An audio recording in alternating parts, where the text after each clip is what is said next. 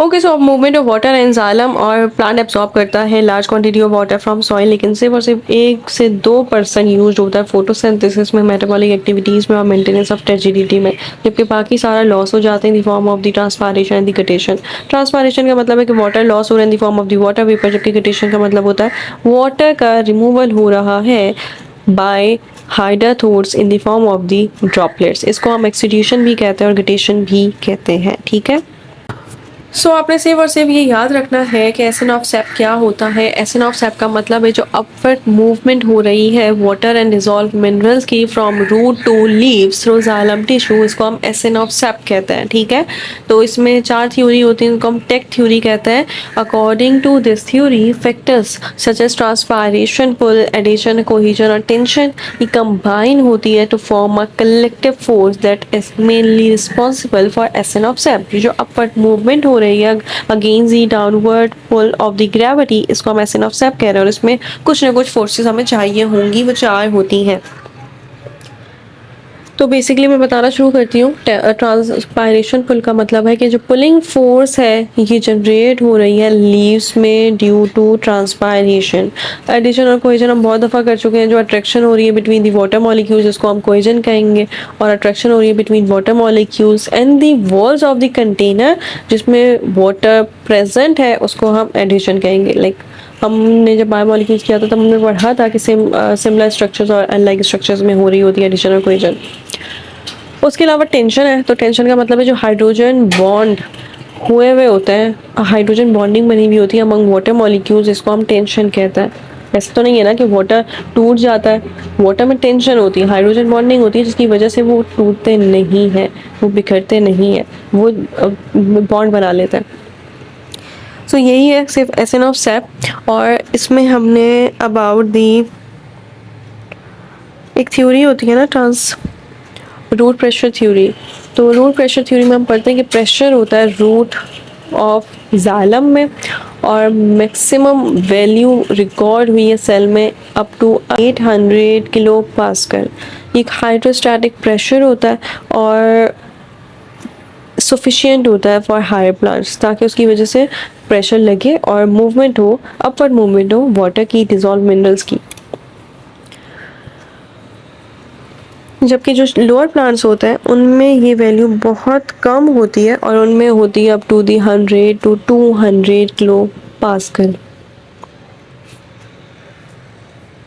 Water move upward by mass flow due to transpiration, pull, addition of water molecules to hydrophilic walls of the xylem cells or similar diameter of vessels and tracheids. And tracheids are important factor in overcoming the force of gravity. Mechanism of opening and closing of stomata, तो हमें पता है कि स्ट्रोमाटा ही close होता है तभी exchange of gases अगर हो सकता है। अगर स्ट्रोमाटा क्लोज रहेगा तो फिर एक्सचेंज ऑफ गैसेस नहीं हो पाएगा।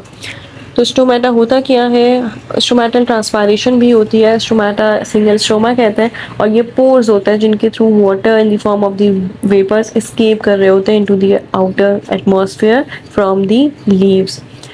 जब भी हम लोग लीफ का स्ट्रक्चर देखते हैं तो उनके लेमिना में माइक्रोस्कोपिक पोर्स होते हैं जिनका नाम है स्ट्रोमाटा। ये स्ट्रोमाटा कुछ माइक्रोस्कोपिक पोर्स होते हैं जो प्रेजेंट होते हैं एपिडर्मिस ऑफ द लीव्स में, एंड देन क्या करते हैं ये एक्सचेंज ऑफ गैसेस में काम करता है। ये स्टोमेटा बॉर्डर्ड होते हैं by the 2 modified epidermal cells जिनको हम गार्ड सेल्स कहते हैं। और ये गार्ड सेल्स का मतलब है कि इनके पास क्लोरोप्लास्ट होगा और ये बिल्कुल बीन लाइक होता है, शेप होती है इनकी किडनी लाइक। तो स्टोमेटा ओपन हो जाते हैं during day time and close हो जाते हैं एट नाइट, और ये डिपेंड करते हैं लाइट पे। लाइट की वजह से ही इनकी ओपनिंग हो पाएगी, इनिशिएशन होगी ओपनिंग ऑफ द स्टोमेटा की।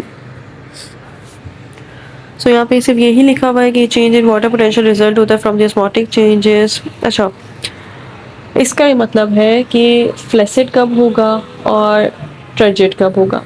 ये जो ओपनिंग और क्लोजिंग है स्टोमेटा की, और इवन ये जो वाइडनिंग और नैरोइंग है गार्ड सेल्स की, ये डिपेंड करती है turgidity of the guard sales. जो किसकी वजह से होती है, जो होती है इंक्रीज और decrease osmotic potential of the guard cell.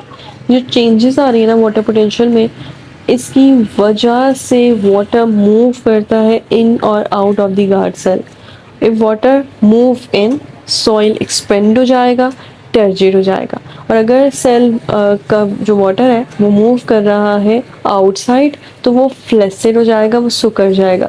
तो गार्ड सेल टर्जिड होते हैं तो स्टोमेटा ओपन हो जाता है, जिसकी वजह से मूवमेंट बाहर होती है किसकी, वाटर मॉलिक्यूल की।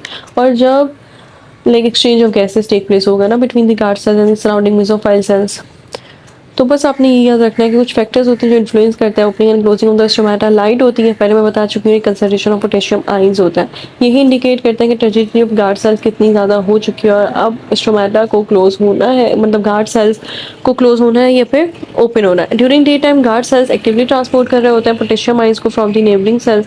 सो इनकी वजह से गार्ड सेल्स में कम्युनिकेशन हो जाती है पोटेशियम आयंस की, एंड देन वो वाटर पोटेंशियल को कम कर देता है, जिसकी वजह से वाटर का flow bye osmosis from epidermal cells हो जाता है। और जब वो लूज करते हैं पोटेशियम आयन को, तो वाटर पोटेंशियल ज़्यादा हो जाता है, वाटर फ्लो करता है out of the guard cells causing them to became flaccid, जिसकी वजह से क्लोजिंग हो जाती है पोर्स की। ठीक है, तो ये मैकेनिज्म है opening and closing of stomata, flaccid और टर्जिड का।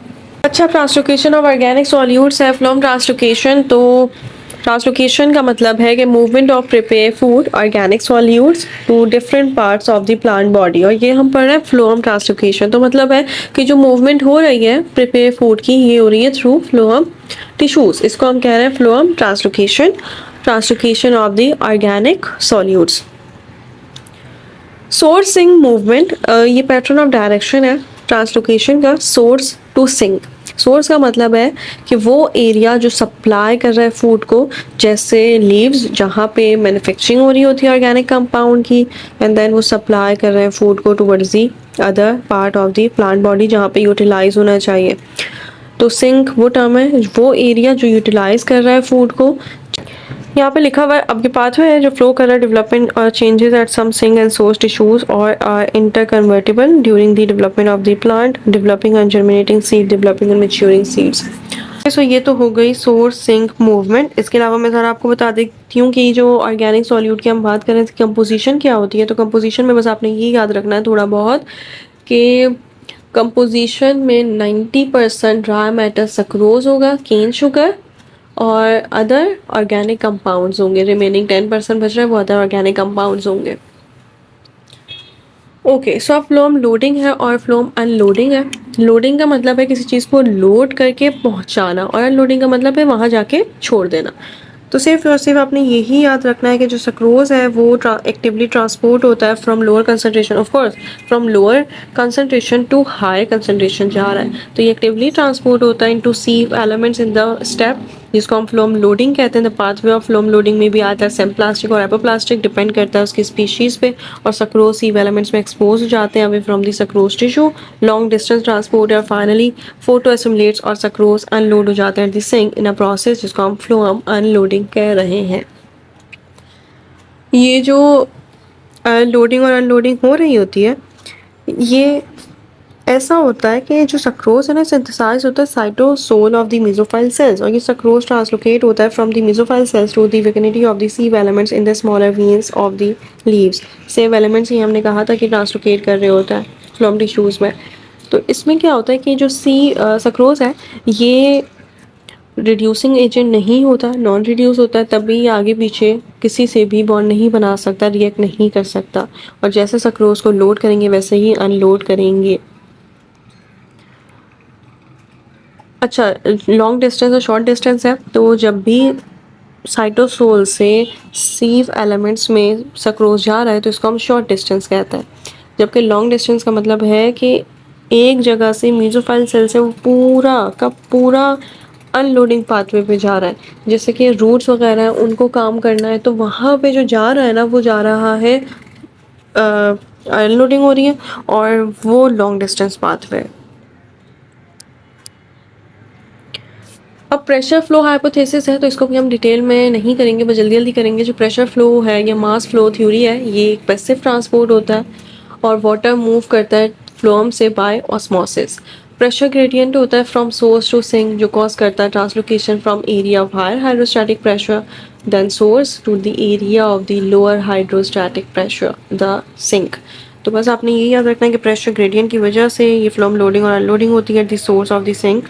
और ये अर्नेस्ट मेंश ने प्रेशर फ्लो थ्योरी दी थी, इसको प्रेशर मास थ्योरी भी कहते हैं। हाइपोथेसिस इन प्लांट्स, तो यहाँ पे हम स्ट्रेसेस के बारे में बात कर रहे हैं, हाइपोटोनिक, हाइपरटोनिक और प्लाज्मोलाइसिस वगैरह। तो ऑस्मोसिस क्या होता है? ऑस्मोसिस का मतलब होता है कि हमारी बॉडी में कोई चेंज नहीं आना चाहिए, आयंस की कंसंट्रेशन है तो वो सेम रहे, कोई भी चेंज ना आए। अगर हमारी पीएच कम हो जाए या ज़्यादा हो जाए तो क्या होगा? हमारे एंजाइम काम नहीं करेंगे, मेटाबॉलिक रिएक्शन परफॉर्म नहीं हो पाएंगे और इंसान की डेथ हो सकती है। तो ऐसा होता है ना कि जब हम लोग इंस्पायर करते हैं तो हमारी बॉडी में ऑक्सीजन ज़्यादा हो जाती है, लेकिन अगर हम इंस्पायर ना करें तो कार्बन डाइऑक्साइड ज़्यादा हो जाएगा, बिल्कुल ज़्यादा हो जाएगा, क्योंकि हमारा जो टिश्यू है वो क्या कर रहा है, वो एनारोबिक रेस्पिरेशन कर रहा है, उसमें लैक्टिक एसिड भी बनेगा एंड देन क्या होगा, उसमें कार्बन डाइऑक्साइड भी रिलीज होगा, तभी तो टिश्यूज़ में कार्बन डाइऑक्साइड का लेवल ज़्यादा हो जाएगा। लेकिन हम हाइपोक्सिया ही समझ लें कि ऑक्सीजन का लेवल कम हो गया, हमें ऑक्सीजन नहीं मिल पा रही और हम रेस्पायर नहीं कर पा रहे, तब इसी की वजह से गैसेस एक्सचेंज नहीं हो पाएगा। तो ऐसा हो सकता है कि कार्बन डाइऑक्साइड हमारी बॉडी में एक्यूमुलेट हो गया और कार्बन डाइऑक्साइड जब ज़्यादा होता है तो पीएच कम हो जाती है, एसिडोसिस हो जाता है। तो ऐसा क्यों है कि पीएच चेंज नहीं हो रही है और हम बिल्कुल आसानी से ज़िंदगी जी रहे हैं? हमारे बहुत सारे काम होते हैं जो शुरू हो जाते हैं, हमारा रेस्पिरेटरी, हम हाइपर वेंटिलेशन करना शुरू कर देते हैं ताकि मोर कार्बन डाइऑक्साइड को हम हाइपर वेंटिलेट कर सकें और कार्बन ऑक्सीजन को अंदर बॉडी में ला सकें। किडनी एक्सीड करना शुरू कर देती है बाइकार्बोनेट को, तभी एसिड और बेस का लेवल सेम हो जाता है। तो ये चीज़ें हैं जिसकी वजह से होमोस्टैसिस मेंटेन रहता है। Maintaining a balance between the water and the solute content of the cell, इसको हम होमोस्टैसिस कहते हैं। Osmoregulation, excretion, thermoregulation आपने सारे पढ़े होंगे। तो हमने बस यही बात करनी है कि हाइपरटोनिक सॉल्यूशन क्या होता है और हाइपरटोनिक सॉल्यूशन क्या होता है। जब भी आप लोग हाइपरटोनिक पढ़ेंगे तो हम पहले भी कर चुके हैं डिटेल में कि हाइपरटोनिक का मतलब होता है वाटर कंसनट्रेशन ज़्यादा, सॉल्यूट कंसनट्रेशन कम, और हमेशा वाटर मूव करता है फ्रॉम हाइपरटोनिक टू हाइपरटोनिक, जिसमें वाटर की कंसंट्रेशन ज़्यादा है क्योंकि वाटर मूव करता है from higher concentration to lower concentration. जबकि हाइपरटोनिक में इसके अगेंस्ट आ जाता है, उसमें सॉल्यूट का कंसंट्रेशन ज़्यादा होता है और वाटर कंसंट्रेशन कम, और फिर वाटर मूव करता है हाइपर से हाइपो, हाइपो से हाइपर में। तो ऑफ कोर्स जब भी आप लोग सेल को प्लेस करेंगे किसी हाइपोटोनिक सॉल्यूशन में तो वाटर मूव करेगा फ्रॉम हायर टू लोअर और वाटर अंदर आ जाएगा सेल में, जिसकी वजह से वो सेल टर्जिड हो जाएगा, सेल सॉइल और बिकम टर्जिड। इसको हम कहते हैं हाइपोटोनिक सॉल्यूशन। और further allowing the cell into such hypotonic medium does not cause it to burst, because cell wall develop कर देती है टेंशन को, जिसको हमने कहा था ट्रिगर प्रेशर। ठीक है, तो हाइपरटोनिक में अगर प्लेस करेंगे तो क्या होगा, तो हाइपरटोनिक में प्लेस करेंगे तो ऑफ कोर्स हाइपो से हाइपर में जाता है तो सेल अपना वाटर लूज कर देगा, उसकी वजह से वो फ्लैसिड हो जाएगा, वो सुकर जाएगा एंड देन क्या होगा, उसकी डेथ हो सकती है। तो प्लांट सेल प्लेस्ड होता है कंसंट्रेटेड सॉल्यूशन और हाइपोटोनिक सॉल्यूशन में, जिसमें net movement of water out of the cell होता है। As a result cell become flaccid. Under such condition cytoplasm with its plasma membrane shrink from the cell wall और इसको हम plasmolysis कहते हैं। प्लाज्मोलाइसिस और डीप्लाज्मोलाइसिस का मतलब है कि अगर आप एक टर्जिड सेल को फुली सॉइल सेल को प्लेस कर देते हैं हाइपोटोनिक सॉल्यूशन में जिसकी मोर नेगेटिविटी है, तो उसकी वजह से क्या होगा, वाटर लूज कर देगा अपने वाटर को एंड देन वो फ्लैसिड हो जाएगा। उस फ्लैसिड की वजह से protoplasm from cell membrane withdraw होगा, वो अलग हो जाएगा, सेपरेट हो जाएगा, उसकी वजह से एक गैप होगा between the membranes and then इसको हम कहते हैं प्लाज्मोलाइसिस। और वो पॉइंट जहाँ पे cytoplasm just start to separate from the cell wall, इसको हम कहते हैं इंसिपेंट प्लाज्मोलाइसिस। ठीक है, समझ आ गया होगा कि प्लाज्मोलाइसिस किसको कहते हैं। कि जब भी फ्लैसिड होना शुरू होगा तो कहीं ना कहीं पॉइंट पे तो वो डिटैच होना स्टार्ट होगा ना, तो उसको हम कहते हैं प्लाज्मोलाइसिस, क्योंकि सेपरेट हो गया cytoplasm from the cell wall और उसकी वजह से गैप आ गया है सेल वॉल में और सेल मेम्ब्रेन में। ऑस्मोटिक एडजस्टमेंट दी हुई है, हाइड्रोफाइट्स हैं, मीसोफाइट्स हैं, हेलोफाइट्स और हाइड्रोफाइट्स हैं। हाइड्रोफाइट्स वही हैं जो फाउंड होते हैं फ्रेश वाटर में, इनको पानी की बिल्कुल कमी नहीं होती, तभी इनके पास स्टोमेटा नहीं होते, वो रिस्ट्रिक्ट होते हैं upper surface of the leaves में, और ये वाटर लिली, हाइड्रेला वगैरह इसकी एग्जांपल्स होती हैं। इनके पास क्यूटिकल्स भी नहीं होते क्योंकि ऑफ कोर्स इनको क्या ज़रूरत है, इनके पास इतना पानी तो है। In completely submerged hydrophyte such as hydrilla roots are poorly developed, stem soft होती हैं, स्पंजी होती हैं, वीक और सिलेंड्रिकल होती हैं, cortex remain larger air cavities और इनको हम कहते हैं एरेनकाइमा। ये आई गेस आपके एफएससी लेवल पे एमसीक्यूज पूछा था, बट फिर भी थोड़ा बहुत आपको पता होना चाहिए एरेनकाइमा क्या होता है। And then we are talking about the halophytes. So halophytes का मतलब है कि वो प्लांट जो ग्रो होते हैं सॉल्ट मार्शियस एरियाज में, उसको हम हेलोफाइट्स कहते हैं और इनके पास बहुत ज़्यादा सॉल्ट होता है। तभी ये कोप कैसे करते हैं, इनके पास ये कैप एबिलिटी होती है कि सॉल्ट को अपने पास एक्यूमुलेट कर देते हैं। तो एक्सेस सॉल्ट स्टोर हो जाता है सेल्स में और एक्सक्रीट आउट होता है from the salt glands on the leaves. इनके पास सॉल्ट ग्लैंड्स होते हैं, ये एक्सेस सॉल्ट को स्टोर कर लेते हैं, उसकी वजह से सॉल्ट ग्लैंड्स से वो एक्सक्रीट हो जाते हैं। तो salt thus secreted by some species help them to trap water vapours from the air जो बीइंग एब्जॉर्ब्ड हो रहा है लिक्विड फॉर्म में by the leaf cells. Therefore ये एक अनदर वे है for obtaining additional water from the air, क्योंकि इनके पास वाटर की बहुत कमी होती है। तब ये सॉल्ट को एब्जॉर्ब करते हैं, वाटर भी आ जाता है, देन अपने सॉल्ट ग्लैंड से उसको एक्सक्रीट कर देता है। मीजोफाइट्स हैं, तो मीजोफाइट्स टेम्परेट जोन में होंगे जो ग्रो होते हैं वेल वाटर सॉइल में। They can easily compensate the water loss by the transpiration और इनके पास बहुत सारे क्यूटिकल्स होंगे जिसकी वजह से वाटर प्रूफ एक्सटर्नल कवरिंग है क्यूटिकल्स। तो क्या होता है कि प्रिवेंट करते हैं एक्सेसिव ट्रांसपायरेशन को। They have develop a water proof cuticle, क्योंकि ऐसा ना हो इतना पानी है ठीक है मॉडरेट वाटर है, लेकिन ऐसा ना हो कि ट्रांसपायरेशन हो रही है तो एक्सेस वाटर निकलता ही जा रहा है निकलता ही जा रहा है in the form of the water vapours और फिर उसके पास कमी हो गई। तो ऐसा ना हो इसलिए इनके पास कुछ कोपिंग मटेरियल होता है और वो होता है क्यूटिकल्स।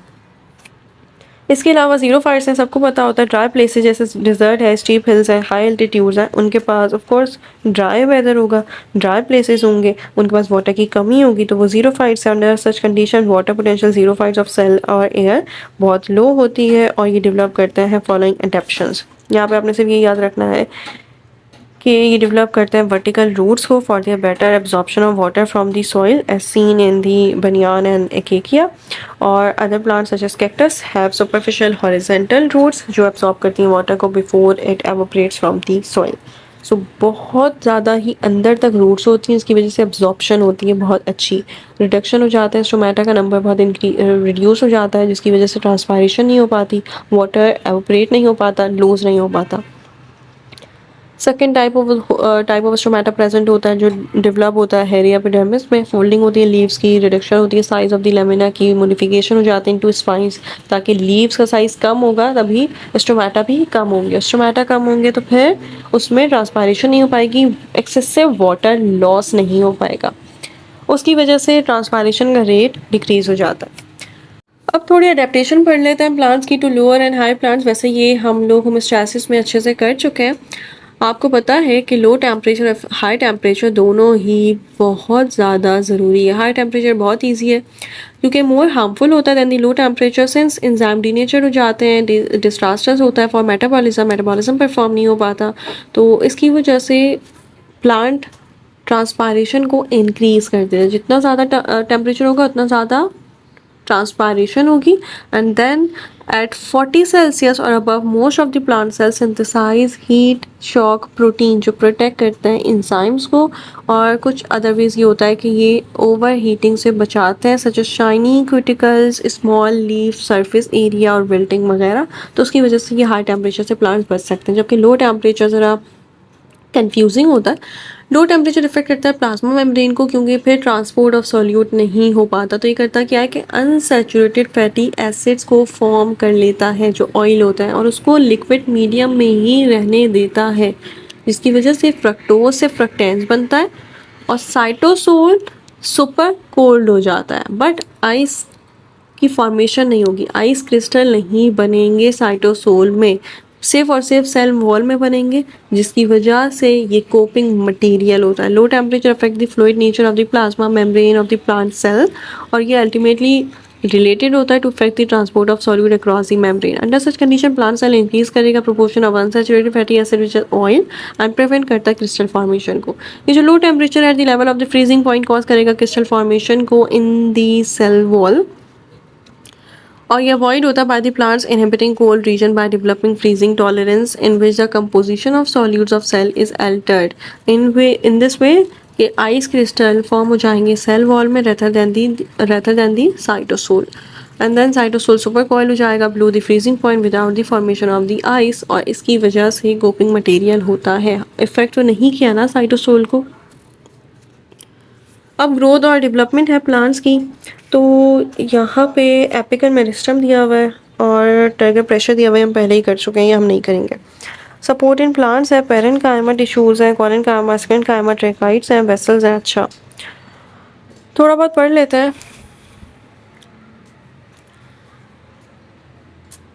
यंग स्टेम के पास कुछ स्पेशल टाइप होती है नेटमिकल अरेंजमेंट की जो हेल्प करते हैं supporting plants. Outer most layer thin walled होती है जिनको हम एपिडर्मिस कहते हैं और बीनीथ एपिडर्मिस कुछ जनरली सेल्स होते हैं जिनको हम कॉर्टेक्स कहते हैं और उनके सेंट्रल पोर्शन को हम स्टील कहते हैं।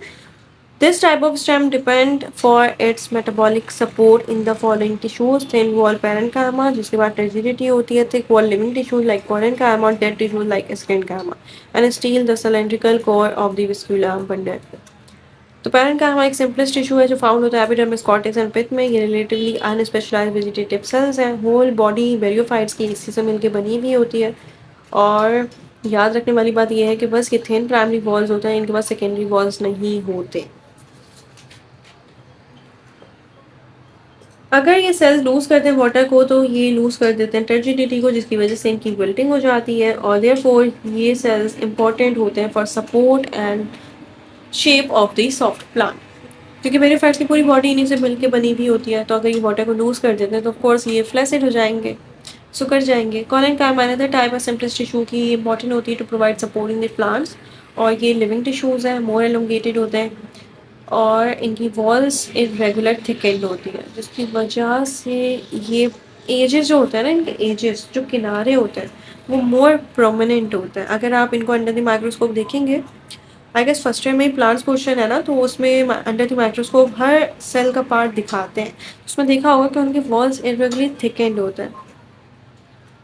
सो दैट्स वाई ये सपोर्टिंग टिश्यू होता है, प्रोवाइड करते हैं support. Sclerenchyma another type of supporting tissue का, ये भी सपोर्ट प्रोवाइड करता है बट ये फंडामेंटल डेड टिश्यूज़ होते हैं।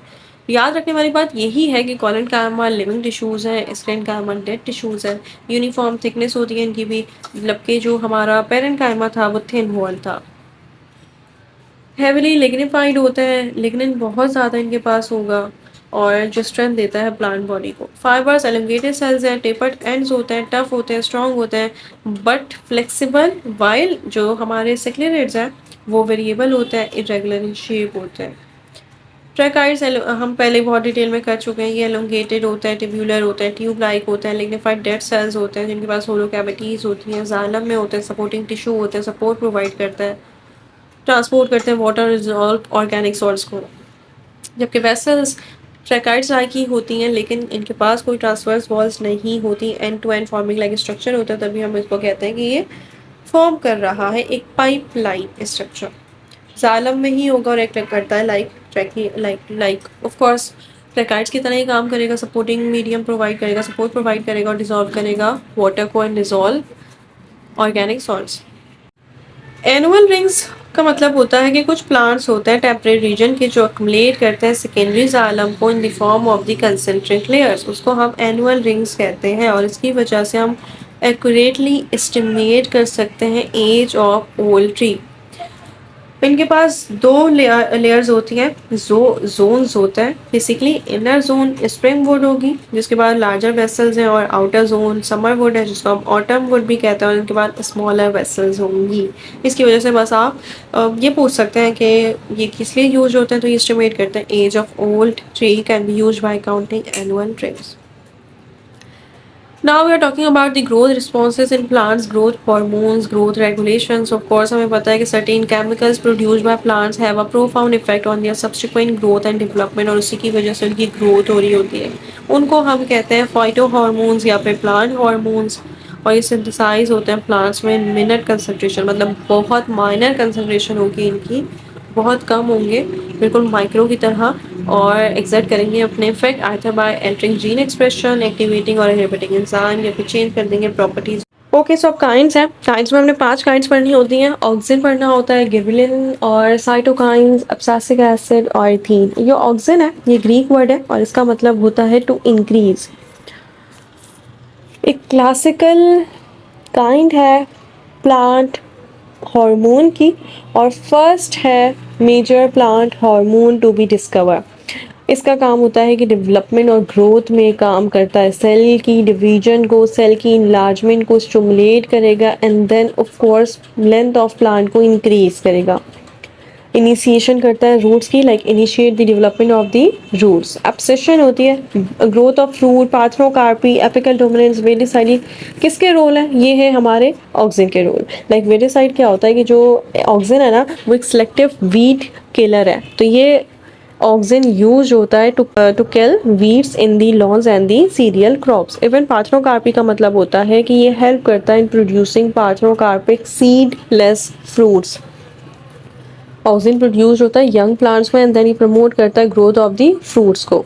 तो हमने पढ़ा कि ये वेडिसाइड के तौर पे काम करता है, growth of fruit, parthenocarpy, abscission. Mature leaves of fruits में ऑक्सिन प्रोडक्शन होती है एंड देन उसका ये रोल होता है कि वो जो एक थिन वॉल सेल लेयर है ना, एब्सेसिक लेयर, उसको डिमिनिश करता है। उसकी वजह से लीव्स और फ्रूट्स फॉल हो जाते हैं विद स्लाइड जर्क। इसके अलावा सेल डिवीजन और सेल इनलार्जमेंट के बारे में हमने बात कर ली, किसी की वजह से इंक्रीज हो रही होती है लेंथ। एपिकल डोमिनेंस है, तो beside growth promoting function, auxin also have inhibitory effect on growth. जब भी ग्रोथ हो जाएगी तो यही हमारा ऑक्सिन होता है जो इनहिबिट करता है ग्रोथ को लेटरल बाय बीनीथ दी स्टेम। इस फिनोमेना को हम कहते हैं अपिकल डोमिनेंस, क्योंकि removal of the apical bud initiate growth of the lateral birds with more leaves and axillary birds. Like apical dominance का मतलब है कि ग्रोथ हो रही होगी, लेंथ में इंक्रीज होंगी, लेकिन जब ये length like apical bud initiate कर रहे हैं लेकिन इसकी रिमूवल हो जाए तो क्या होगा? तो जब रिमूवल हो जाता है तो इसकी वजह से लेटरल बर्ड विथ इंक्रीज होती है प्लांट्स की। तो इसकी वजह से एपिकल डोमिनेंस, इसको हम कहते हैं कि इसका रोल होता है इसी में भी, इनिशिएशन ऑफ रूट्स में भी। और इसकी कुछ टाइप्स होती हैं। जो मेजर टाइप है ना वो हमारा indole 3 butyric acid, sorry indole acetic acid है। और ये प्रिंसिपल टाइप है auxin of the higher plants की। सिंथेसाइज होता है apices of the stem and the roots, apical meristem. उसके अलावा यहाँ पे गिबरेलिन है, तो गिबरेलिन प्रोड्यूस करता है वाइड वैरायटी ऑफ इफेक्ट्स। इसका ये काम होता है कि स्टिमुलेट करता है फ्लावरिंग को, फ्रूट डेवलपमेंट को, बर्ड स्प्रोटिंग को, लाइक जो एक छोटा सा पौधा निकल आता है उसको हम कहते हैं। और ग्रोथ हो रही होती है पॉलन ट्यूब की, पार्थेनोकार्पी की। ये मोस्ट इंपॉर्टेंट है, जो पूछा जाता है ये पूछा जाता है कि ग्रोथ कैसे हो रही है पॉलन ट्यूब की और पार्थेनोकार्पी कैसे हो रही है। तो पार्थेनोकार्पी ऑक्सिन की वजह से भी होती है, गिबरेलिन की वजह से भी होती है, लेकिन ये जो बर्ड स्प्रोटिंग है या ग्रोथ हो रही है पॉलन ट्यूब की, ये just because of the gibberellin हो रही है। और अगर कोई प्लांट है जो छोटा रह गया है, डार्फ रह गया है, तो किस वजह से रह गया है? इस वजह से क्योंकि गिबरेलिन की कमी हो गई है। उसको अगर गिबरेलिन के साथ ट्रीट किया जाए तो फिर वो नॉर्मल साइज में आ सकता है। दैट्स वाई ये भी आपने याद रखना है।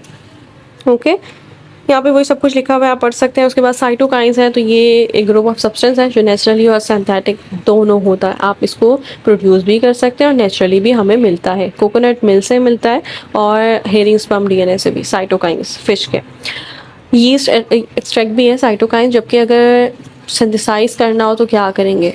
तो सिंथेसाइज हो सकता है एक सिंथेटिक साइटोकाइन है जिसका सेम इफेक्ट होता है और वो है काइनेटिन। ये जो काइनेटिन है ये एक सिंथेटिक साइटोकाइन है और इसका सेम इफेक्ट होता है as that of the zeatin. ये ऑब्टेन्ड होता है प्योर क्रिस्टलाइन फॉर्म में फ्रॉम इमेच्योर कॉर्न ग्रेन्स। ठीक है, इसका काम क्या होता है? तो ये इनिशिएट करता है रैपिड सेल डिवीजन को, but in the presence of auxin. Auxin क्या कर रहा था? ऑक्सिन इनिशिएशन कर रहा था सेल डिवीजन, सेल इनलार्जमेंट की। तो ये ऑक्सिन के साथ काम करता है। इसका ये भी रोल होता है कि ये ओल्ड एज को डिले करता है, लीव्स को डिटैच कर देता है। जो क्लोरोफिल को ले कर रहा है तो बर्डन उठाने से अच्छा है कि इसको फॉल कर देता है। फ्रूट डेवलपमेंट को प्रमोट करता है और ब्रेक करता है सीड डोरमेंसी को। सीड डोरमेंसी का मतलब है कि सीड ऐसे ही पड़े हुए हैं, वो अपना काम नहीं कर रहे, वो जर्मिनेट नहीं हो रहे, उनकी वजह से प्लांट की डेवलपमेंट नहीं हो रही, फ्लावर्स नहीं बन रहे। तो ये साइटोकाइन ही है, साइटोकाइनिन यही है जो ब्रेक करता है सीड डोरमेंसी को और प्रमोट करता है fruit development in some species. Okay, अब हमारे पास एब्सिसिक एसिड है, तो हमें पता है कि जो ऑक्सिन था या फिर गिबरेलिन था या फिर साइटोकाइनिन थी, ये सारे हार्मोन प्रमोट कर रहे थे सेल डिवीजन को, सेल इनलार्जमेंट को, ग्रोथ को बेसिकली। लेकिन ये जो एब्सिसिक एसिड है ये ग्रोथ इनहिबिटर है। ये प्रोड्यूस होता है प्लांट से बाय एडवर्स इन्वायरमेंटल कंडीशन, जैसे ड्रफ कंडीशंस हैं, विंटर का ऑनसेट है, तो तब ये प्लांट से प्रोड्यूस होगा और इंड्यूस करेगा dormancy in birds, seeds, cause करेगा स्टोमेटा को ताकि वो क्लोज हो जाए, ज़्यादा वाटर लूज ना हो सके, लीफ को स्केल्स में कन्वर्ट कर देगा, जैसे हम ज़ीरोफाइट्स में पढ़ा था हमने कि वहाँ पे स्केल्स में हो जाते हैं ताकि ट्रांसपायरेशन ना हो, स्टोमेटा कम हो जाए। तो यही है इसका काम कि ये प्रोटेक्ट करता है बर्ड्स को और लीव्स को। इसके अलावा इथीन है, तो ये मोस्ट इम्पॉर्टेंट रोल इथीन का यही है कि एक गैस है और ये ट्रिगर करता है रिपनिंग ऑफ फ्रूट को। ये पूछा जाता है रिपनिंग ऑफ फ्रूट, तो वो just because of the ethene होती है।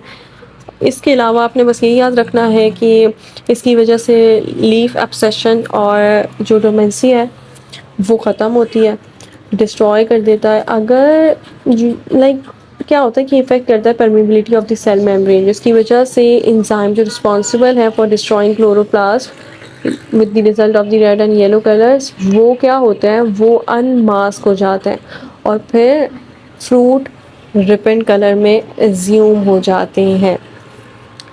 इथीन में क्या होता है कि मोस्ट इम्पॉर्टेंट रोल है, इथीन एक गैस है और इसका मोस्ट इम्पॉर्टेंट रोल ये है कि ट्रिगर करता है रिपनिंग ऑफ फ्रूट्स को, इफेक्ट करता है permeability of the cell membrane, जो अलाउ करते हैं enzyme responsible for destroying chloroplast with the result that red and yellow colour are unmask, और फ्रूट हमें रेड और येलो कलर के दिखने लग जाते हैं ताकि हमें पता चले कि वो रिपन हो गए हैं, वो पक चुके हैं। मूवमेंट इन प्लांट्स है तो ये ऑटोनॉमिक होती है, जिसको हम स्पॉन्टेनियस मूवमेंट भी कहते हैं, और एक पैराटॉनिक होती है और induced movement caused by the external stimuli, internal stimuli और एक्सटर्नल स्टिमुलाई। अच्छा, अब होता क्या है कि पैराटॉनिक और जो इंड्यूस्ड मूवमेंट है वो अकर होती है due to external stimuli, like कोई भी लाइट है, टेम्परेचर है, वाटर है, केमिकल ग्रेविटी है, ये है एक्सटर्नल स्टिमुलाई, जिसकी वजह से जो मूवमेंट होगी वो होगी पैराटॉनिक और इंड्यूस्ड मूवमेंट। ठीक है, और इसको हम ट्रॉपिक और नास्टिक मूवमेंट भी कहते हैं। ट्रॉपिक मूवमेंट वो मूवमेंट होती है जो डायरेक्शनल होती है, जबकि नास्टिक मूवमेंट डायरेक्शनल नहीं होती।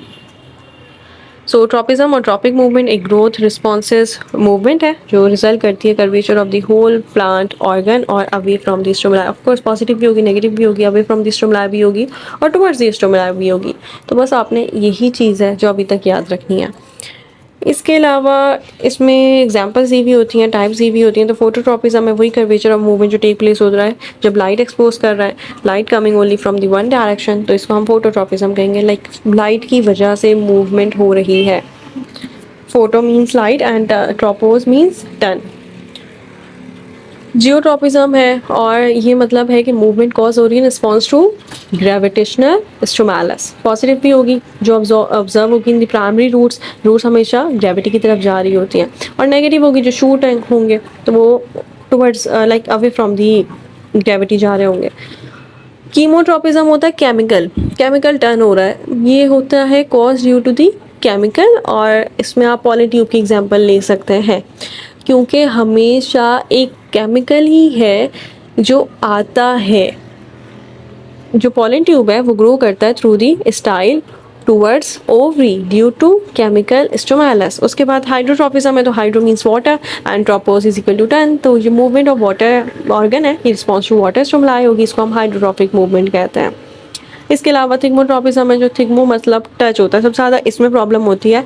ये याद रखना है कि curvature of movement of plant है रिस्पॉन्स टू टच स्टिमुलस। जब भी किसी प्लांट को आप टच करेंगे तो वो फिर क्या होगा कि अगर हम एग्जांपल ले लें ना क्लिम्बर्स की, तो उसमें क्या होता है कि जब टच करता है ना सॉलिड ऑब्जेक्ट को, तो growth on the opposite side of the contact increase हो जाती है और फिर इनके जो टेंड्रिल्स होते हैं वो कोइल हो जाते हैं अराउंड द सपोर्ट। तो इसको हम कहते हैं कि टच टन है और ये थिग्मोट्रोपिज्म है, जिसकी वजह से सॉलिड को जब आपने ऑब्जेक्ट को टच किया है तो ग्रोथ हो रही है opposite side of the contact में।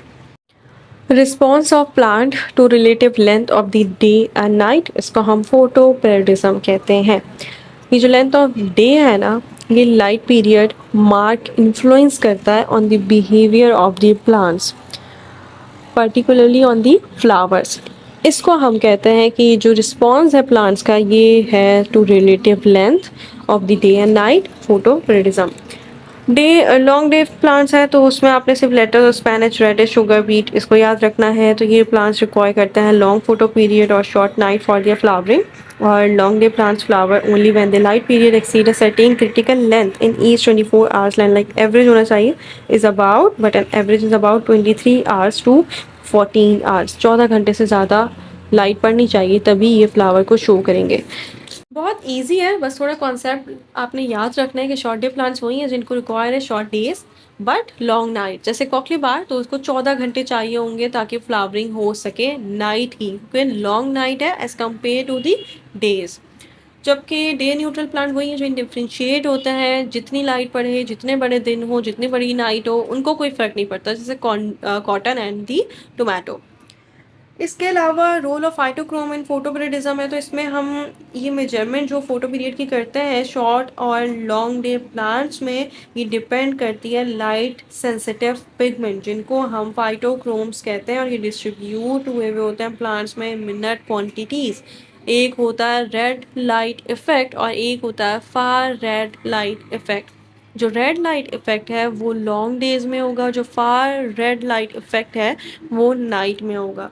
इसका ये मतलब होता है कि ये जो रेड लाइट इफेक्ट है इसमें फाइटोक्रोम 660, ऑफ कोर्स जब पिगमेंट की हम बात करते हैं तो हम बात करते हैं कि कोई उसकी वैल्यू भी होगी, तो इसकी जो 660 वैल्यू है वो चेंज हो जाती है फाइटोक्रोम 730 में।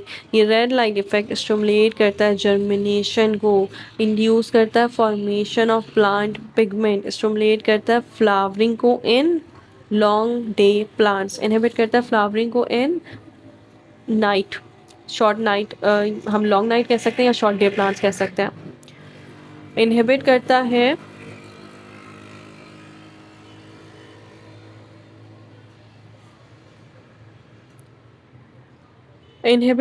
Flowering in short day plants, increase करता है लीफ एरिया को, कॉज करता है एपिकॉन्डाइल हुक को ताकि वो अनबैंड हो जाए ताकि ग्रोथ हो सके।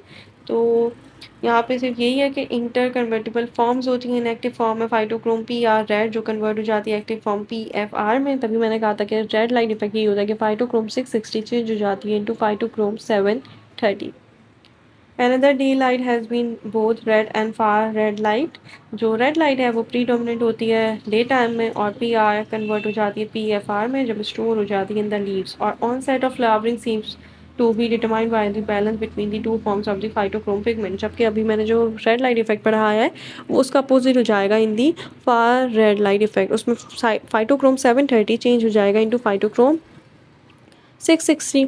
उसके बाद ये इनहिबिट करेगा जर्मिनेशन ऑफ सम सीड्स को, जबकि वो स्टिमुलेट कर रहा था। ये इनहिबिट करेगा formation of the plant pigment, ये इनहिबिट करेगा फ्लावरिंग को इन लॉन्ग डे प्लांट। जबकि जो रेड लाइट इफेक्ट था वो इनहिबिट कर रहा था फ्लावरिंग को इन शॉर्ट डे प्लांट्स। तो स्टिमुलेट करेगा फार रेड इन दी फ्लावरिंग को इन शॉर्ट डे प्लांट्स।